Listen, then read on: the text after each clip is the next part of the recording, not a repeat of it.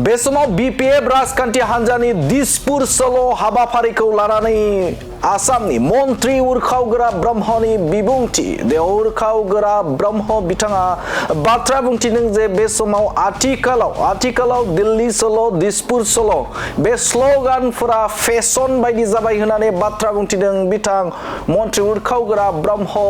बिथाङा बे समाव बीपीएफ राजखान्थि हान्जानि दिसपुर चलो हाबाफारि बे हाबाफारिखौ लानानै फिनजाथाय होदों आसामनि मन्त्रि उरखावगोरा ब्रह्म बिथाङा उरखावगोरा ब्रह्म बिथाङा फिनजाथाय होदों जे बे समाव दिल्ली चलो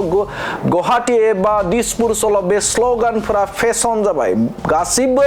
राजखान्थिया बेफोरबायदि स्लोगानखौ होयो आरो बीपीएफ राजखान्थि हान्जायाबो बे स्लोगानखौ होदों जे बे समाव बीटीसी नागारनानै माबोरैहाय बे समाव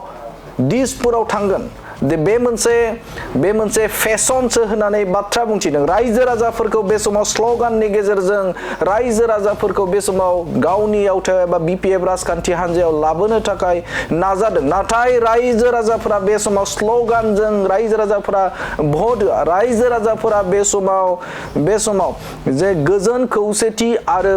रायजो राजाफोरनि थाखाय सोर बांसिनै बे समाव हाबा मावदों बेखौ नोजोर बोनानैसो भटखौ होगोन होननानै बाथ्रा बुंथिदों बिथां उरखावगोरा ब्रह्म बिथाङा आजिकाলি এটা ফ্যাশন হৈ গৈছে দিল্লী চলো দিছপুৰ চলো এইবিলাক শ্লোগান দি পেলাই বিটিচি দি পেলাই ক'ত যাব দিছপুৰত যাব বিচাৰিছে নেকি এইবিলাক এটা হাৱা তুলিবৰ কাৰণে কৰিছে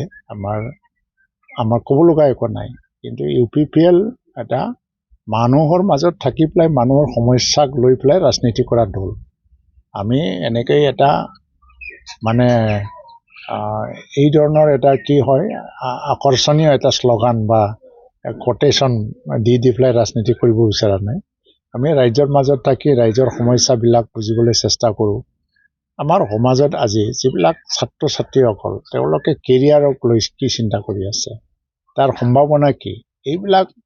যিবিলাক সমস্যা আছে বা প্ৰশ্নবিলাক আছে মানুহৰ মনত এইবিলাক দূৰ কৰিবলৈ আমি চেষ্টা কৰিছোঁ